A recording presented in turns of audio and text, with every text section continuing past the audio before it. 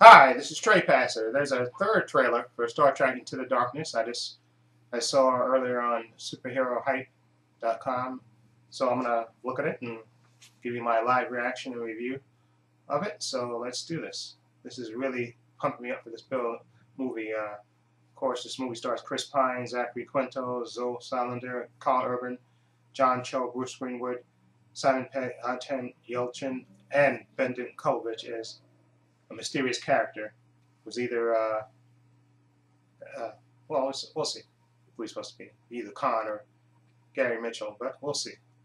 Let's look at this third teaser trailer on superherohype.com. I'll leave a link to it down below. You've probably seen it already anyway, but let me show you what my reaction to it is.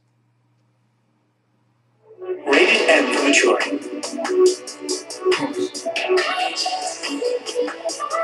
You get the stupid advertisement before. Okay, and let's wait till that goes away. Okay, and then we'll see what's what. Okay, let's see. Okay, 10, 9, 8, 7, 6, 5, 4, 3, 2, 1. Let's go.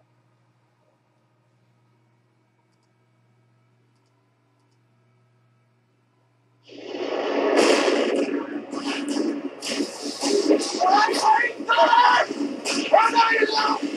you have any idea what the pain you are? I think so, sir. The beat is that way! You think the rules don't apply to you because you disagree with them. 3, 2, 1. Right now, I don't know if you heard what happened in London. There's a fugitive and I'm going to take him out.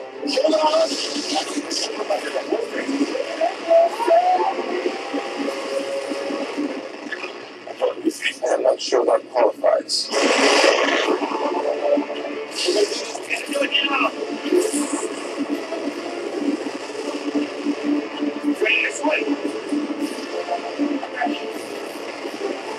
Punch it. Tell me this is gonna work. I believe. You'll be fine. Star Trek Into Darkness in theaters May 17th. To see the movie first, get the exclusive app now. Go to StarTrekMovie.com/app. Oh, okay. This is more, yeah, like I said, more of a teaser. They do show a little bit more footage. Well, I guess the same footage. They show Kirk and Bones running in the weeds, and then they make the leap off the cliff, and then you see Commander Pike basically lecturing Kirk about not taking, not thinking he's above the rules and he doesn't have to follow the rules and stuff. Basically yelling at him, and then you see shots of them going after. They said there's a fugitive. They heard what happened in London, and there's a fugitive that they're going after, which is Benedict Cumberbatch's character. And they show shots of Kirk in a spaceship up flying, and then they show a shot of Kirk and Spock in I guess a shuttle flying, and then you see a shot of Spock, leaving, I think, the shuttle or the ship, and he's going down to a planet that looks like it's on fire. And then you see Uhura, she's like standing there waiting, and then you see a quick shot of Bones, Simon Pegg, looking at the screen worried, and it looks, like I said, basically. And then you have another shot, I think, of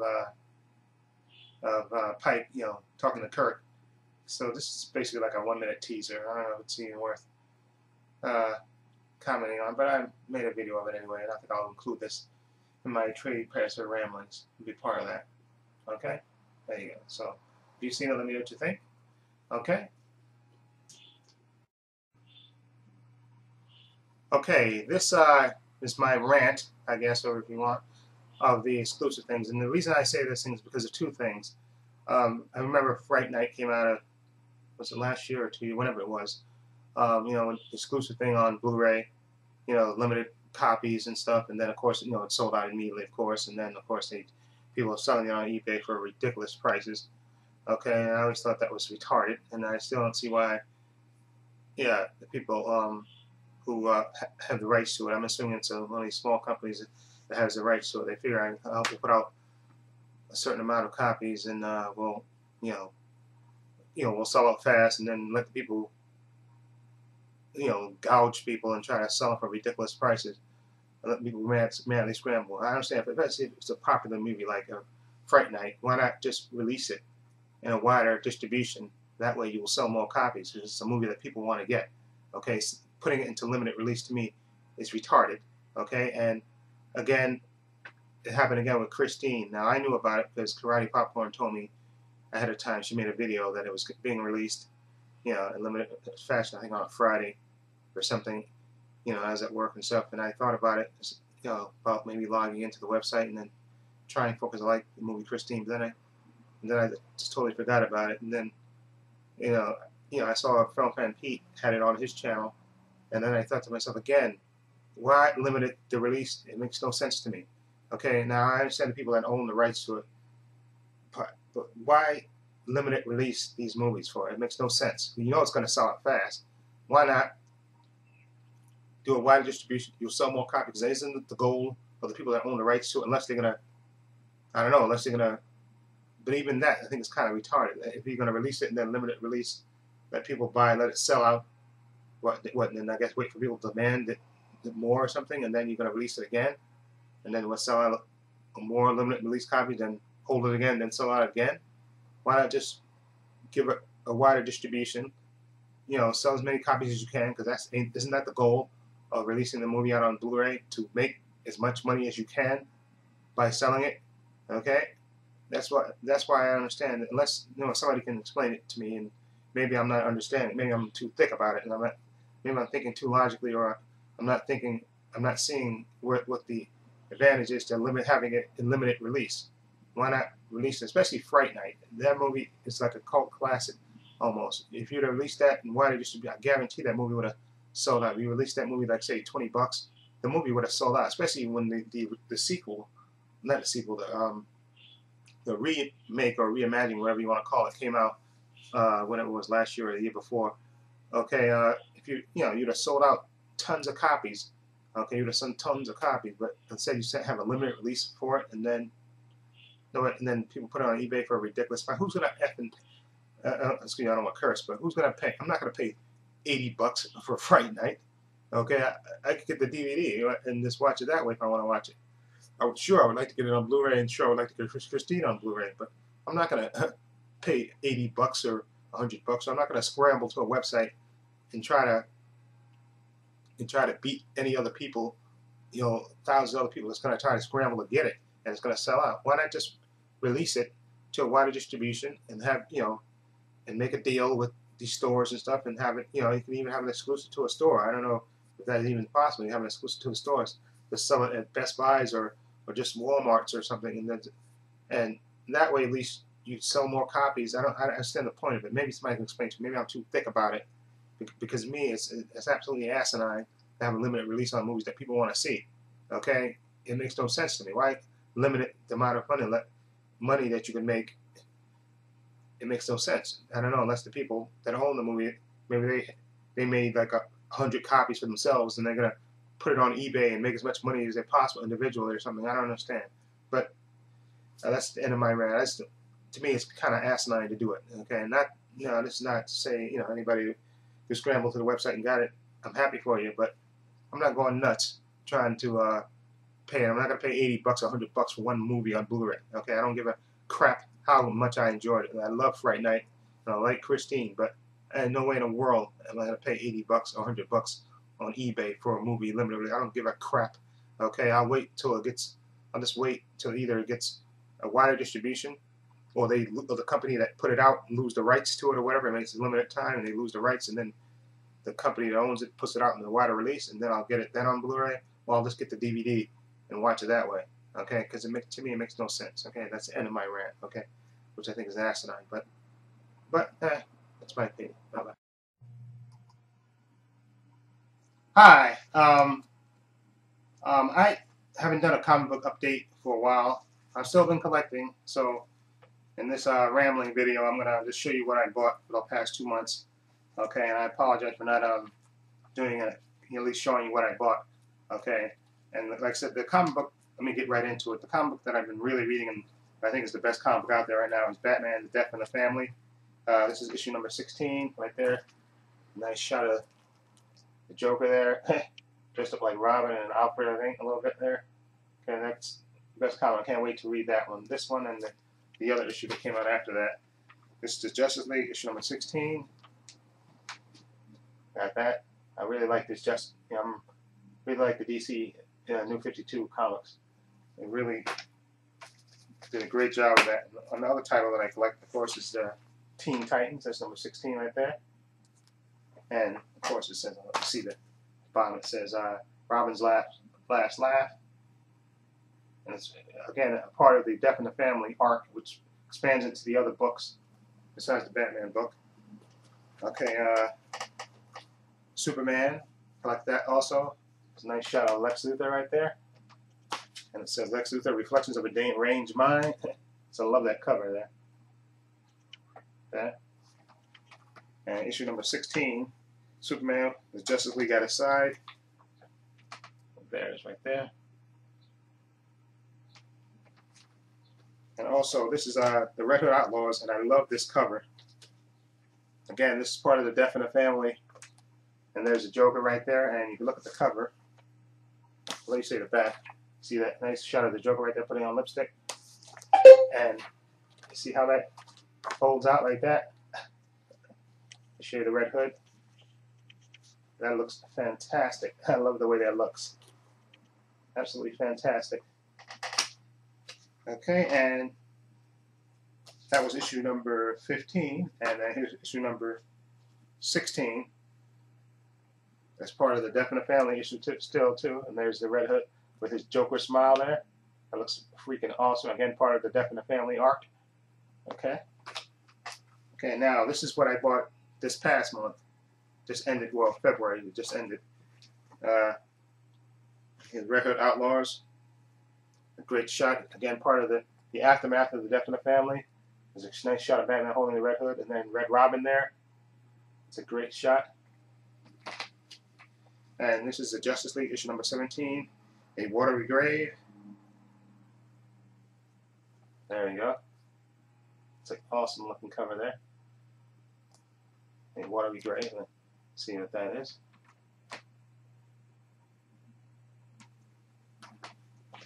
And again, this is in the wake of Death in the Family, Journey into Darkness. Okay, nice shot of Red Robin there. Teen Titans. And then issue number 17, Death of the Family. Batman, there's a nice shot of the Joker. Basically dancing with the bat suit. There it is right there. That looks freaking awesome.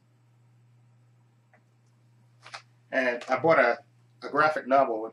I used to collect the New Teen Titans when growing up. It was written by Marv Wolfman and drawn by George Perez. And I saw this there, the New Teen Titans Grimes, an original graphic novel. So they got them back together and they did a story arc. I don't even know what this is about, but I love George Perez and Marv Wolfman. They work on Teen Titans. So this is a graphic novel. This is the New Teen Titan Games. Okay, and there's the back cover. So I'm anxious. It's supposed to be an original graphic novel, so I'm anxious to read this and, you know, see what's all about. Okay, so I got a lot of comic book reading to do, and I think what I'm going to do is I'm going to read some of it now, and what I'll do is probably read on my way to work and way back from work. And it seems the most apt time to do this. Okay, so if you see those times, let me know what you think of them. Okay, feel free to leave comments below. Okay, thank you. Okay, the next thing I want to talk about is the rumors that you've been hearing about the Justice League. I saw FlickPick channels, another guy, I forgot his name, who's a very big Superman fan from the UK. I think it's CK something, but I can't remember the rest of it. But anyway, you know, the rumor was about that Christian Bale was going to reprise his role as Batman in the new Justice League movie, and that Christopher Nolan was supposed to be I guess, in charge of all things DC comic related up until even including the Justice League movie. So what are my thoughts about this? Because I heard various different rumors, so I guess it's time to give you my opinion about what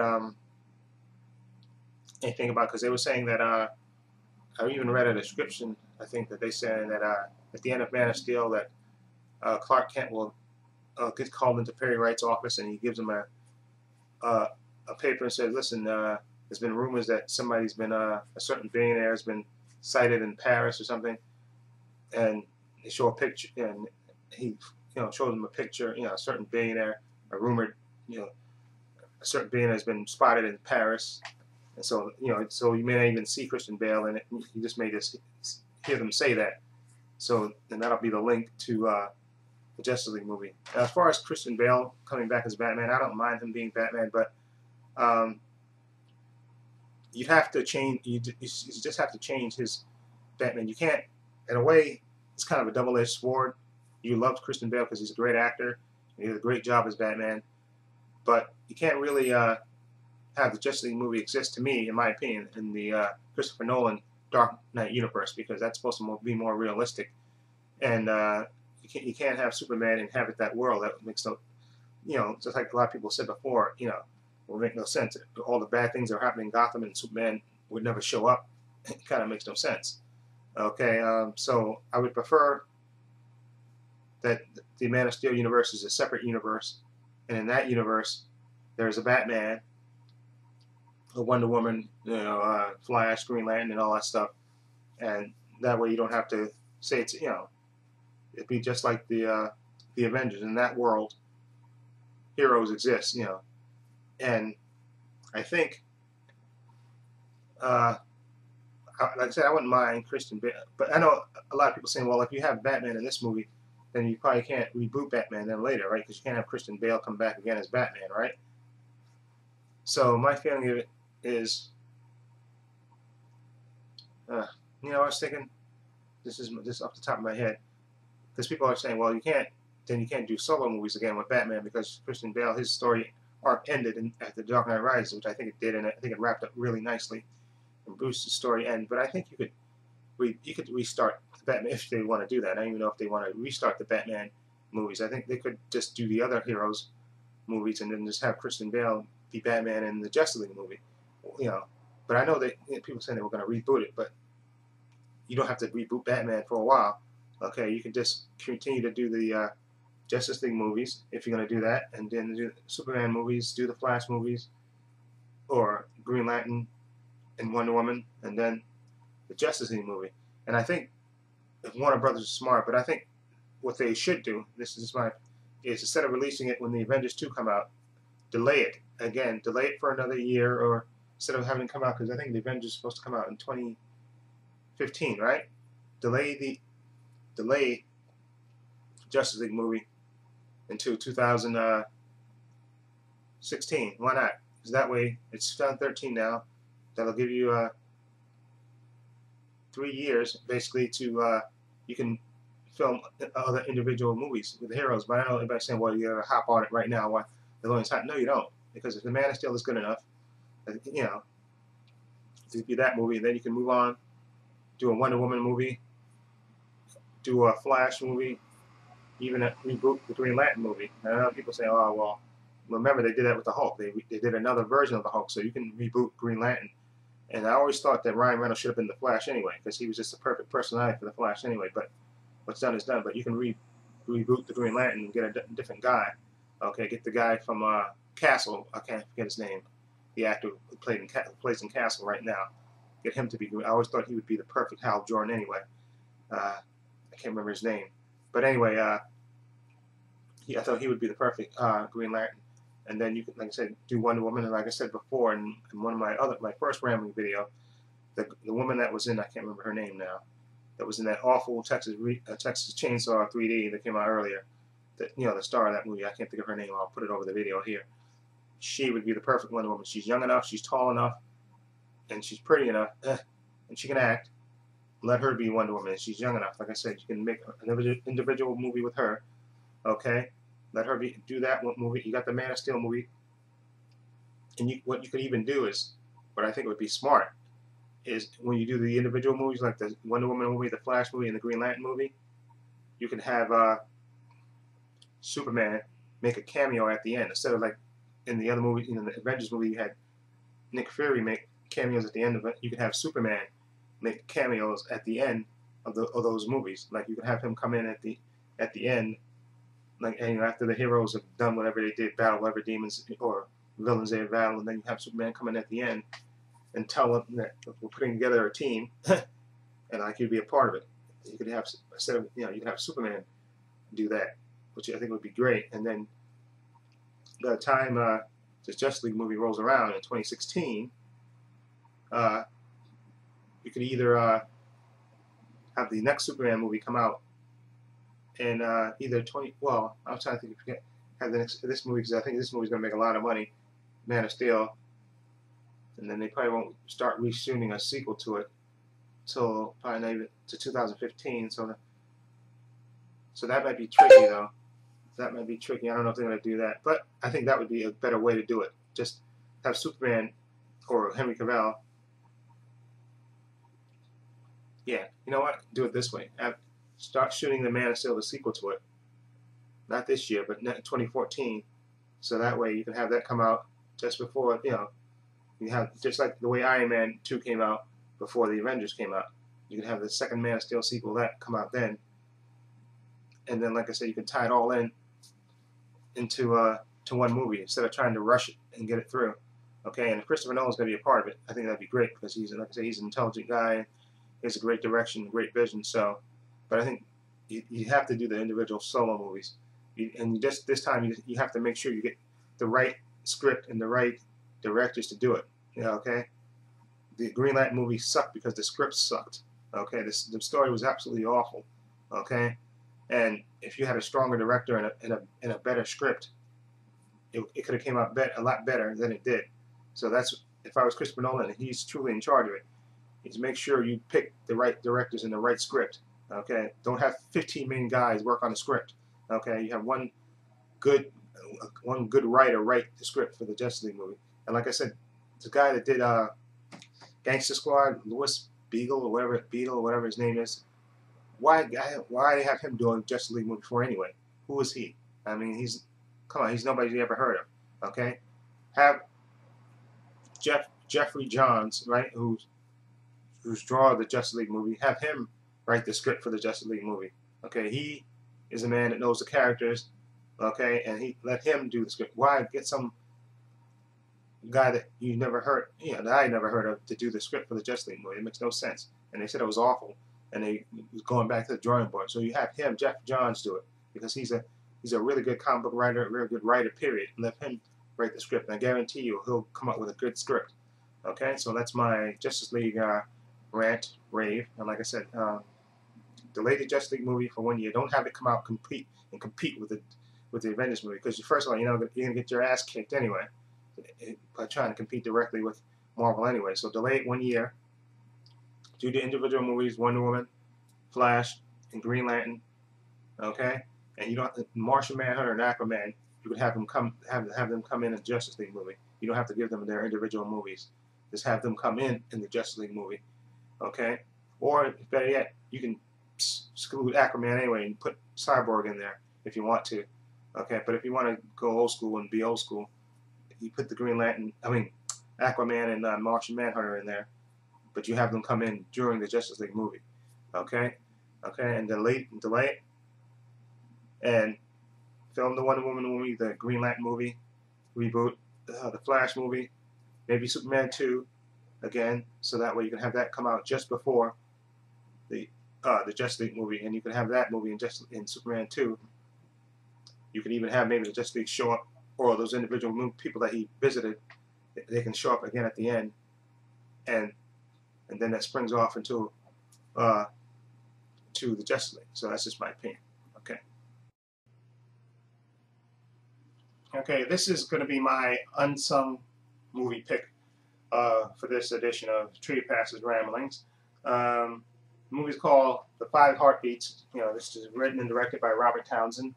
Okay, this is about a group of 5 childhood friends who decide to form a band and play music. And this is sort of like the Temptations story in a way, I guess. Sort of like a group like the Temptations, their individual struggles, growing up, trying to make it in the music business. Bad things happen to them, love story, you have, being cheated by promoters, all this individual stuff, individual battles, drug addiction, and the soundtrack for this is, the music in this is absolutely fantastic. This is probably one of the best movies I've ever seen. A very underrated movie, The Five Heartbeats. Robert Townsend wrote and directed this, and it's one of the. This is a movie is real emotional also, and it'll get you. You might tear up a little bit in certain parts to this because it's really emotional, really a great movie, very underrated. The Five Heartbeats. Okay, again written and directed by Robert Townsend. Again about a music group growing up. I guess they would say I guess it would be in the '60s, from the way So that's why I say the Temptations comparison and stuff. And like I said, the individuals go through their own struggles and stuff. Jealousy, betrayal, drug addiction, just all the type of things that you think would happen within a group and stuff. And it's really good. The Five Heartbeats, just a really good emotional movie. Great, and the music is kick-ass in this, and definitely one of the really great films. Definitely recommend this. The Five Heartbeats. If you get a chance, definitely pick this up.